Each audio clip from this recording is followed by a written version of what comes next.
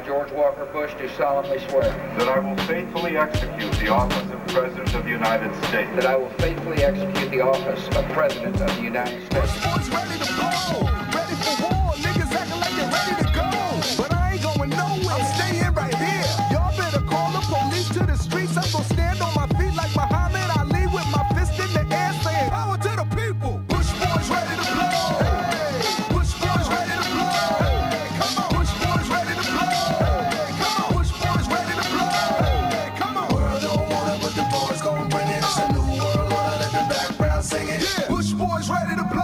Hey, come on. Bush boys ready to blow. Hey, Bush boys ready to blow. Hey, Bush boys ready to blow. Hey, I can see you and your crew, cause I see through the fact that you're high behind red, white, and blue. Police read you your rights from right to left, but I never right to remain. Welcome to another Media is Possible. It's fall and time for our back to school special. As students across the country head back to school with dreams of graduation and successful careers, many will be targeted by military recruiters and steered into a life in the military. Still others will be labeled with learning or behavioral disorders, transfer to alternative schools, and then find themselves on a fast track to the juvenile justice system. Stay with us as we talk with Benetta Standly of the Georgia ACLU, who is working on dismantling what she calls the school-to-prison pipeline. So, if you're a student or know one, stay with us to see if you're on track to a quality education or on the road to a place like I this. just try to stay alive, to witness where the battle lines are drawn, speak my mind and Hello I sing everyone, my this is Gary song. Cameron with another Media is Possible as we continue our Back to School special. Right now I have Benetta Standly with the ACLU of Georgia. She's the statewide organizer and public policy director, and she's leading the ACLU's efforts to dismantle the school-to-prison pipeline here in Georgia. Glad to have you with us. Thank you for having me. Happy to be here. So basically tell us first of all exactly what you see is the school-to-prison pipeline. Sure.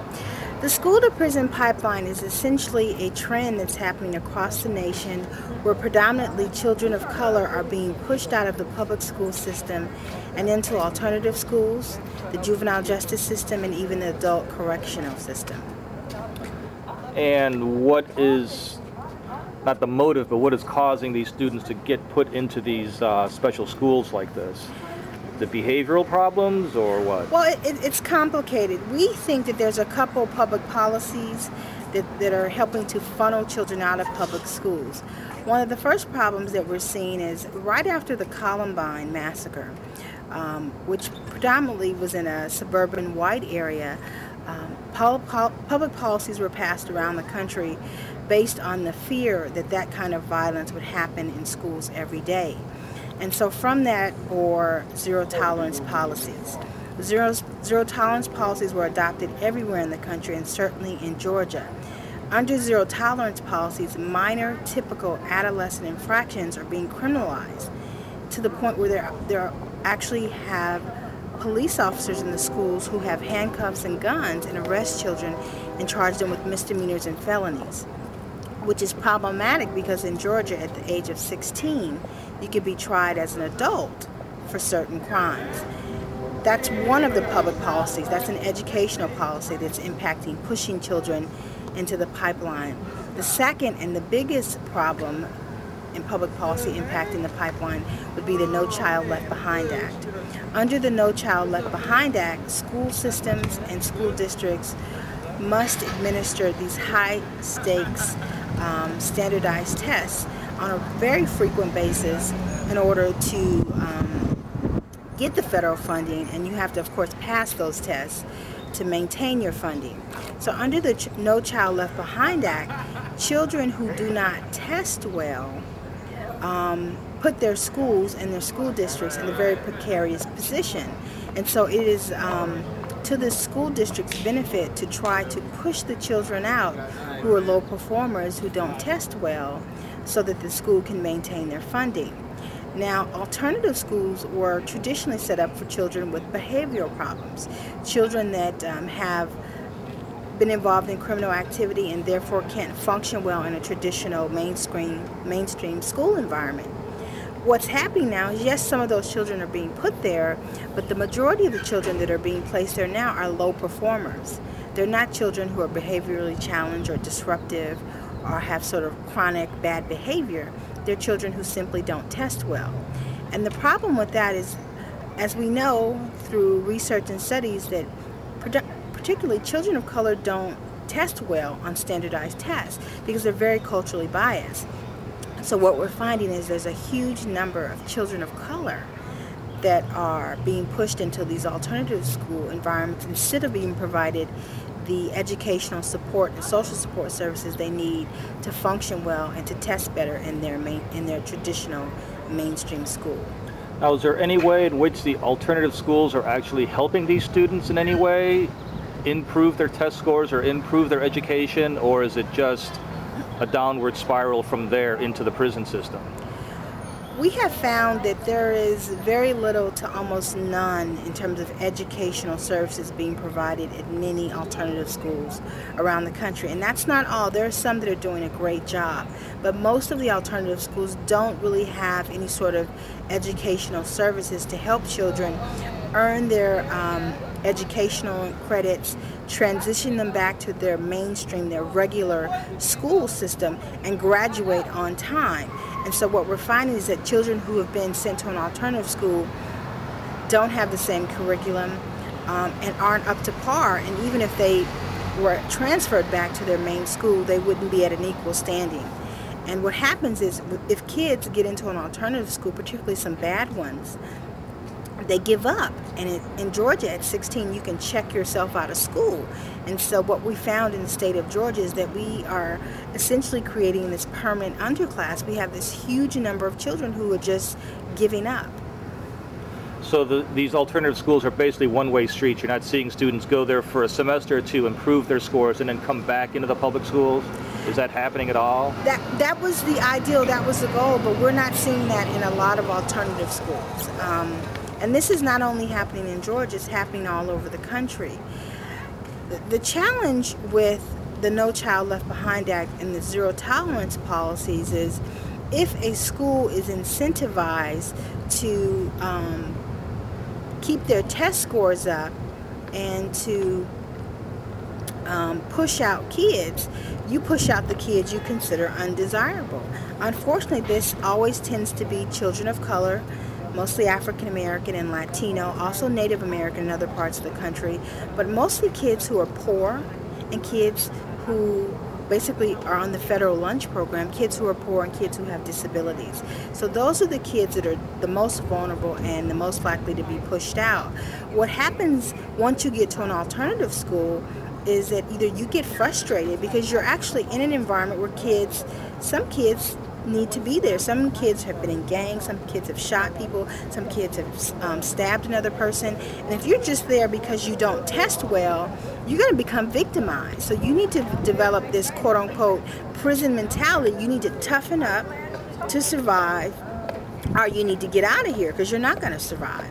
And so what we find is kids get frustrated, they're tired of getting beaten up every day, and they decide, I'm either going to drop out or I'm going to join a gang so that I can be safe every day. Now, at some point, when you reach 16 and you decide to check yourself out, if you don't have a high school diploma, you're not going to go to college, your earning potential is slim to none. So then you are walking the streets, selling drugs, gang banging, and you look up and you wind up, you're in jail. And so this is why we think this whole phenomenon of pushing out kids out of school leads to them going to prison, which is why we call it the school-to-prison pipeline. Do you know what the percentage is of the students who are sent to these alternative schools who actually do graduate? Those numbers aren't published. Well, that's interesting.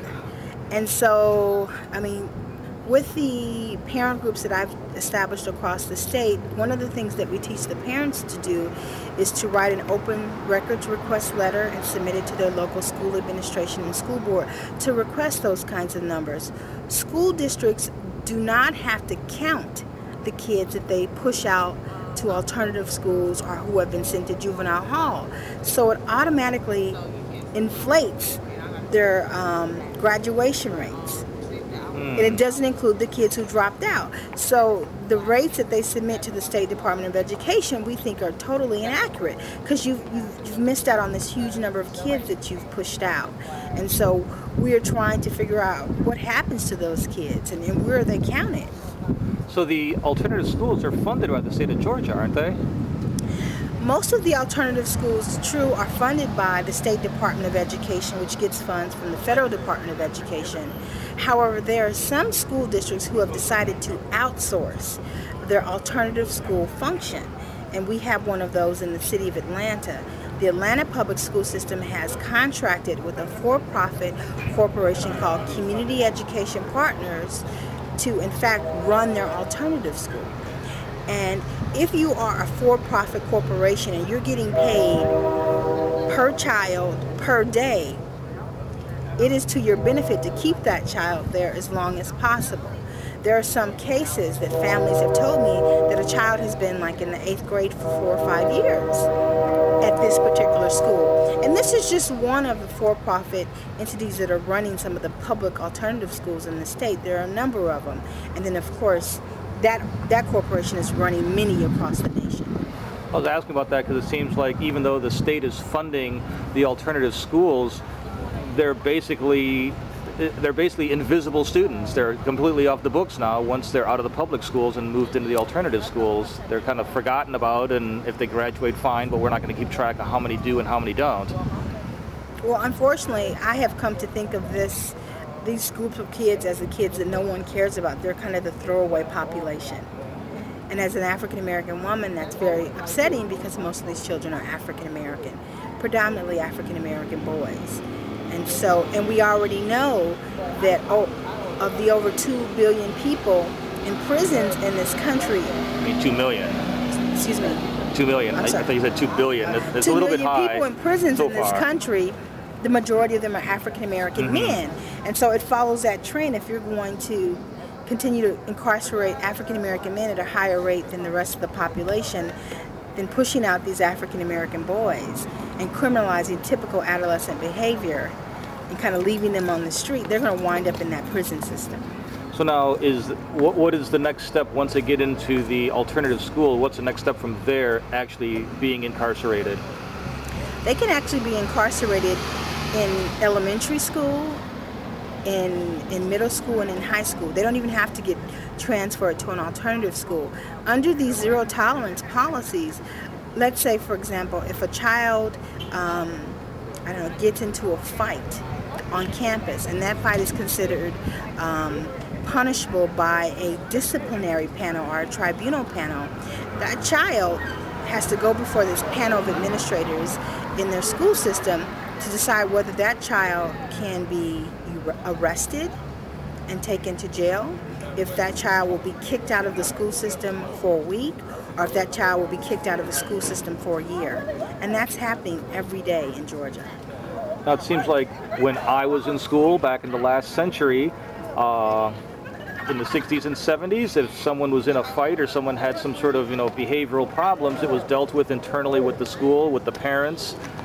You might be suspended or expelled, but there was never any chance that you were going to jail or to prison or being arrested at the school. So this seems to be That's exactly what used to happen. I mean, typical adolescent infractions, whether it's spitting or calling a teacher the B word or whatever, the principal, the teacher, and your parent handled it. Even if you were suspended for a couple of days, it was handled that way. Now in this hypersensitive fear environment, which I think was brought on a lot by Columbine and these zero tolerance policies that were passed, children are now being criminalized.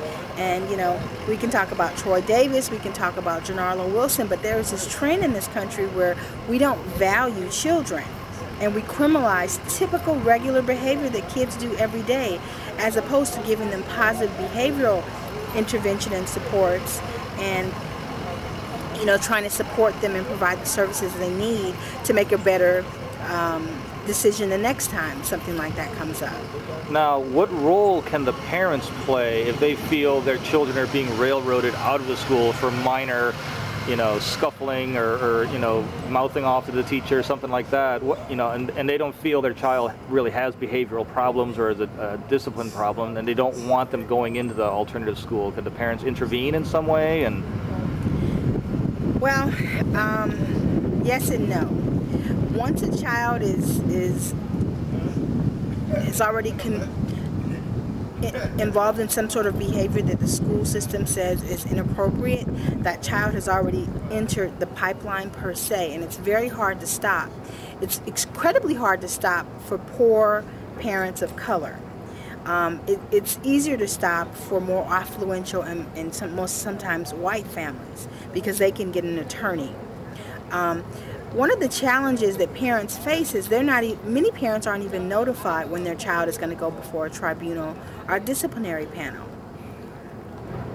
Schools are required to give parents notice. I would think so. What happens is in some school districts, in a particular school district in North Georgia, you're supposed to give a parent 10-day notice. Parents usually get notice about 2 days before. So in that 10 days, you're supposed to talk to your child, talk to the other students who saw the fight or the incident, get witness statements, collect information, figure out how to best present your case, bring in a character reference, maybe have the pastor of your church write a character letter, come with you to the tribunal panel, and then all those people can weigh in and say, this is what we saw, this is what we know of this child deserves another chance. If you're giving that information 2 days before on a Friday and the tribunal is a Monday morning, one, maybe you can't take off work and be there with your child, and two, you certainly don't have all that time to collect the information I suggested that should be collected. So often, poor children of color and their parents walk into a disciplinary panel. Children often walk in alone, but if they have their parents, they're completely at a disadvantage. They're completely at a disadvantage. You sometimes have the school's police officer, which is called a school resource officer, a principal, another administrator, some sort of director of discipline, maybe the teacher involved. And they're all there, and they're all saying what a horrible thing your child has done and should be kicked out of our school. And oftentimes that child is sitting there alone with all of these adults. And it's difficult. With no one defending them at all. Right, and the children usually get the short end of the stick. Now, if you're of a more affluent financial background and in a better suburban community, the notices go out sometimes better to parents, but not always. They don't go out as well to parents who have disabled children because they're not valued again. And so it just kind of depends on where you sit. But on an optimistic side, I have been asked to travel the state of Georgia to talk to parents about the pipeline, basically to do public education and to build awareness. And one of the things that I've been doing over the past 2 years is going into people's homes, community centers, PTA meetings, school board meetings, and introducing myself to parents and saying, this is what the pipeline is, this is what we can do to help your child stay out of the pipeline in Georgia. And I try to get 3 to 5 parents in each community who are interested, and then we convene a meeting. And then we say, okay, let's pull the data for your county, for your school district on the number of suspensions, expulsions, the dropout rate, transfers to alternative schools. And we pull the data, and no matter what community I've been in Georgia and other parts of the country, parents are stunned that all the children being pushed out are poor, disabled, and children of color.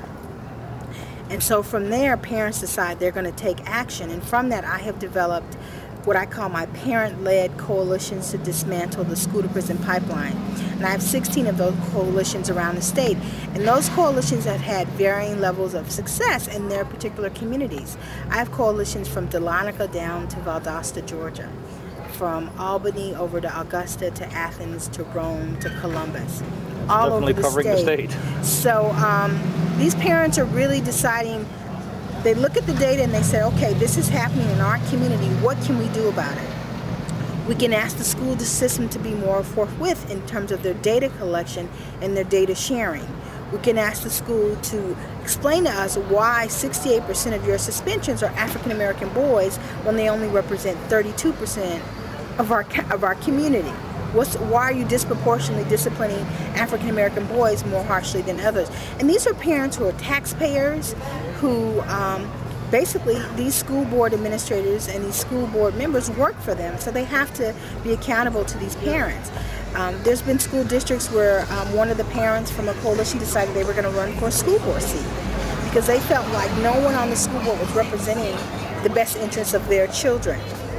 There's a coalition that has gotten their school district's student handbook and disciplinary code revised so that it's no longer disproportionately sentencing or suspending, expelling, just dropping out other kids of color more than other kids. Now, it may take a couple years to see the data collection and see what it reveals, but they've had some significant successes. And so parents being informed and advocating for their children and then working with other parents who want to impact long-term change on their school system has been incredibly effective. And I'm really happy that the parents have stepped up and decided to take on this fight. Well, that's great that the parents are doing this and confronting the school boards on the smaller local level, but looking statewide, is there anything the ACLU is doing or any legislation they'd want to see passed or anything, legally wise, that, as far as changing laws that would help dismantle this a lot faster and end up with a more equitable school system? Well, let me start off by saying we do have current litigation against the Atlanta public school system and how they have subcontracted out their alternative school function to community education partners. And I'll refer you to my legal director if you want specifics about the status of that lawsuit. One of the things that we're hoping to do with this litigation is, as the American Civil Liberties Union of Georgia, we only take on cases that are basically impact litigation that will change kind of the standard, not only in that city or in that county, but in the state and in the nation. So that's one of the reasons why we're trying to get at this privatization of the alternative school function. So that's the long-term kind of statewide thing we want to do. We don't want that to happen anymore. We think privatization of the alternative school function is ultimately a misuse of taxpayers' dollars and criminalizes children. In terms of other things at the state legislature, there are a number of proposals that a number of progressive people have introduced based on the state Senate and the state House of Reps side. But as you know, the Georgia state legislature is heavily conservative, and the progressives really don't have the number of votes to get anything passed on the Senate or the House side, which requires a 2/3 majority on each side before it goes to the governor's desk. And so it is going to be a struggle, which is why we encourage our parents and our membership across the state to really vote and to really know who your candidates are and pick the ones that are going to help shape public policy that's going to benefit you and your children and your school system. Okay, which leads me to my last question before we wrap this up is another aspect of what you're working on is restoring felon voting rights. And we have an election coming up in a few more weeks in November. Briefly, can you tell our viewers what Georgia law states about felons and their ability to vote once they've been released and are no longer incarcerated? Sure, I love talking about this. Okay, the state of Georgia currently has about almost 300,000 people who have past felony convictions who can't vote right now. In the nation, we have 5.3 million people with past felony convictions. That is a huge number of Americans who are not participating fully in the democracy. In order for a democracy to be a democracy, you have to include everybody. You can't intentionally exclude a large number of people. Right now, the state of Georgia law says that if you are incarcerated, on parole, on probation, or have not paid all your fines, fees, and restitution, if your felony involved a crime of moral turpitude, you cannot vote. So on the alternate side, it means if you are out of prison. Forever? No. Oh. It means if you are out of prison, if you are off parole, off probation, have paid all your fines and fees and restitution, you can vote in the state of Georgia. Okay. Now, the challenge here is that Georgia has not defined what felonies involve moral turpitude. So we feel that the past Secretary of State's office was treating all felony convictions as crimes of moral turpitude. Gotcha. And we feel that they were intentionally disfranchising all people with past felony convictions from voting. We have asked the state of Georgia to give us a list of crimes that involve moral turpitude. We have not gotten that list. That is a project that we are working on with the National ACLU's Voting Rights Project, which is housed here in Atlanta, to ask the state to give us a list of crimes involving moral turpitude. Now, so essentially anyone who's off parole, off probation, have paid all their fines, fees, and restitution can simply go to any post office, any government building, any library, get a voter registration application and complete it. Submit it to the Secretary of State's office, and you will get your voter registration card back in the mail. Now for the November 6th presidential election that's coming up, the deadline to register the vote just passed, which was October 6th. So we had been working very kind of fast and furiously over the past few months to get as many formerly incarcerated ex-felons to register to vote. Let me tell you what the challenge is with Georgia's felon disenfranchisement policies. If you cannot afford to pay your fines, fees, and restitution, you cannot vote in Georgia. If I am a 16-year-old African-American male who stole a $70,000 Cadillac Escalade car, right? I am convicted, I have a felony conviction, I go to prison, I do 10 years. I do 2 years on parole or probation, I'm done, but I still owe, let's just say, $50,000 in restitution. So now I'm a 27-year-old African-American man without a high school diploma, with a felony conviction. I may never be able to earn enough money to pay $50,000 off in fines, fees, and restitution, which means I'm barred from voting probably my entire life in the state of Georgia. Yeah. That is one of the claims we're making under litigation against the state of Georgia. And again, our National Voting Rights Project is looking for plaintiffs to join us in this possible litigation against the state of Georgia, because we see the payment of restitution in this case is basically a poll tax, which is unconstitutional. Ah, gotcha. Okay. Well, we've been talking with Benetta Standly of the ACLU of Georgia, who is coordinating the dismantling of the school-to-prison pipeline here in Georgia, and hopefully this will catch on around the nation. Thanks for talking with us. You better get with the door, stand to the side, stand to the side, stand to the side. Better get with the door, stand to the side, stand